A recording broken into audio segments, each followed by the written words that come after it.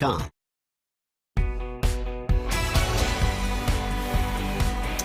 The rumors have been swirling for years that Prince Andrew may end up suffering the consequences of that chummy relationship with Jeffrey Epstein. But only in recent weeks have actual sex assault accusations become official on paper and in court.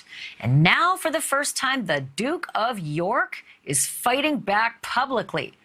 Gone is the quiet dignity of a royal. He's now rolling in the mud, slinging dirty accusations of his own against his then 17-year-old accuser. Joining us now is royal watcher Hilary Fordwich. Hilary, I did not expect a royal battle like this. I did not expect a strategy switch up.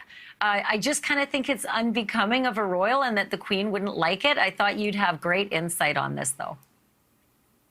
Well, yes, pleasure to be back with you, Ashleigh. And you're right on the one count. Obviously, this is now really getting into the muddy details.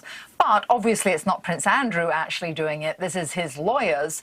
I think a couple of cautions here. First of all, everybody is innocent until proven guilty. We do know, and the world knows, that in the court of public opinion, he's already lost because of that absolutely ghastly interview with the BBC with Emily over a year ago. But what is interesting now in the court papers that are filed, two major directions, and we can really see a framework sort of being established here for, if you're, as you say, right, they might end up even going to court. There's sort of a framework here for how they're trying to proceed. There are two main prongs. One is this, it's almost like, although I'm not a lawyer, it seems like it's almost like a motion to dismiss. They want to have this case thrown out by the Judge Kaplan in New York, based on many factors, not the least of which is that Virginia Giuffre had settled previously with Jeffrey Epstein's estate, and they're hoping that that blanket agreement could cover Prince Andrew. And there's a lot more legalese in that segment of it with this whole sort of motion to want to dismiss the case. But the second part, Ashleigh, is actually very interesting, and a lot of things for the public worldwide that we never really had heard before. There are a number of witnesses in this second part, which is bringing to light and is basically obviously trying to defame her character, that's Virginia Giuffre. But a few things, Ashleigh. For example, one of her former boyfriends, Philip Gooderon, I don't know if I've pronounced his name correctly, but Philip Gooderon was a boyfriend of Virginia Giuffre and says that at any given time, Virginia Giuffre, was trafficking 9 or 10 girls and taking them to Jeffrey Epstein. She was really a ringleader and in the thick of it, according to him at least. And as he said, she never at any time seemed to appear like any kind of captive. Another witness is a Crystal, and again, another name like Figueroa. Crystal has stated that she is the sister of another one of Virginia Giuffre's boyfriends, and that Virginia Giuffre actually approached her, Crystal, and asked her to find girls and help Virginia Giuffre take girls to Jeffrey Epstein. So here she was as a ringleader, but wouldn't anybody be a bit suspicious if their teenage daughter was flying off and jetting around the world and coming home with all this money?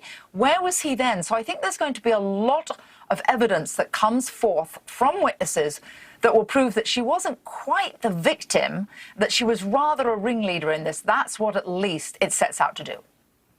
So let me just ask you this quickly, Hilary. I've got about 30 seconds left, but I am really curious about the attorney that's representing Prince Andrew, Andrew Brettler. He also is working with Armie Hammer.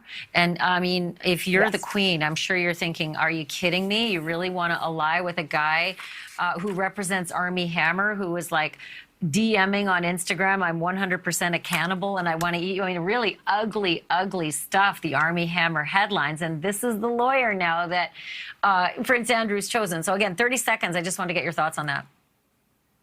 Yeah, well, actually, no one can be in the mind of the Queen. But yes, I would say purportedly and allegedly, obviously, the Queen has been really stressed and really it's so upsetting for everybody who views the Queen to be like the grandmother of everybody basically in the UK. And a lot of people have utmost respect for her. And yes, this has undermined everything she has laid out and tried to establish for the royal family, the sense of dignity and leadership for a nation over the last 70 years. So this is stressful. It's undermining to the entire royal brand. Thank you for watching. Click the red subscribe button below so you can get more of NewsNation's fact-driven, unbiased coverage.